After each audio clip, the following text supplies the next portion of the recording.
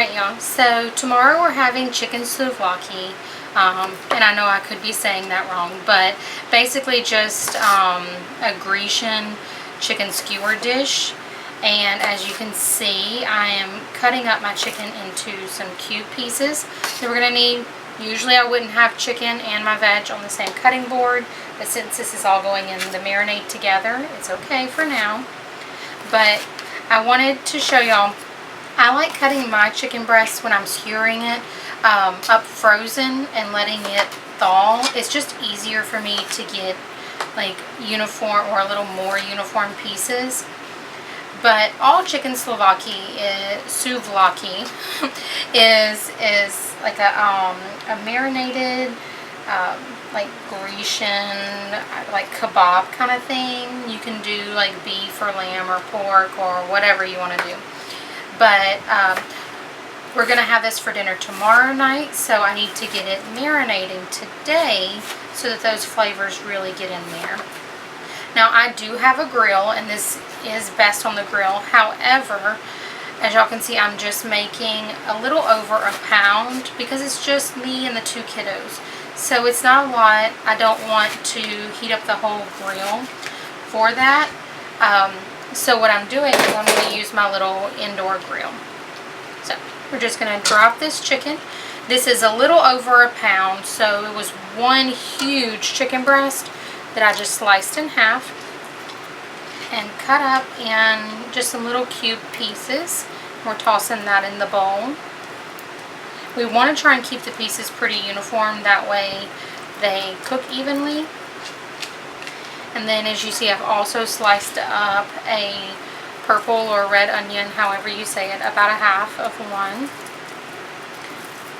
Now you can easily increase this to fit however many people you need. But this amount will feed me and the two kiddos. So I'll wash my hands and move this center, and I'll fast forward through it as you see, adding everything to our bowl. And again, this is just the marinade for it. It's going to sit overnight. You want to try and do at least, I would say, about 6 hours of letting it sit to soak in these juices.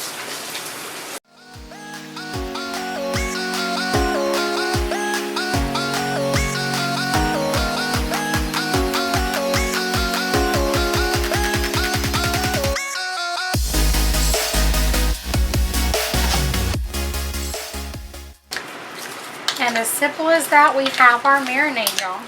Now you do want to make sure you get all of this seasoning all around. Get everything very evenly coated. And we're going to cover this with some plastic wrap and stick it in the fridge so that it can marinate overnight.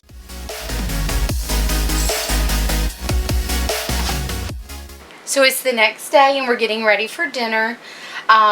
Instead of using an outdoor grill, I'm choosing to use my little indoor shack grill. I've put all the chicken on some skewers, and I even skewered up some grape tomatoes and some halloumi cheese. And if you're unfamiliar with halloumi cheese, it's just a really firm cheese. I'm not sure what type of cheese it actually is. Let's see. It says pasteurized cow's milk, so I guess it's a cow's cheese. But this is something I got seriously addicted to. So I put them on some skewers as well. We have this preheated to 450. And ooh, let me get my sleeve out the way, y'all. I'm going to open it up and just get these laid straight on here.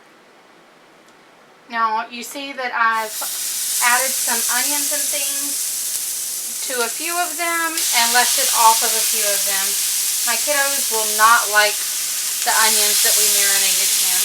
But I love, especially these garlic pieces, that's my favorite. I'm going to put that straight down first. I'm going to toss on this little piece of garlic also. And we're going to close the lid, and we're just going to cook it for about 5 or 6 minutes. I do have my timer rolling on the front of it, but I'll keep an eye on it to see if I need to flip it. Since this has a top grill, I may flip it just to get those edges seared also, but we shall see. Our chicken's done. Our tomatoes are done. They just take like a minute or two to really blister and pop. I did brush them with a little bit of olive oil, sprinkled some salt and pepper on top, and now we're going to prep our pitas, which you could really just toss these pita bread in the microwave or whatever you need. But we already have the grill. It's already dirtied up, so why not use it to our advantage? I'm just going to pour a little bit of olive oil. Now, I did wipe off the grill after the tomatoes came off, because those tomatoes do put off quite a bit of juice when they start popping.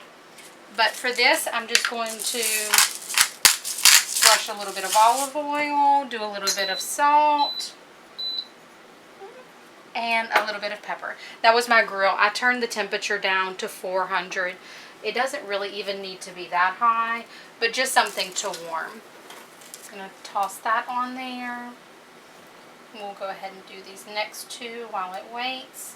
When you prep it all ahead of time, it makes it very easy and quick to get everything cooked.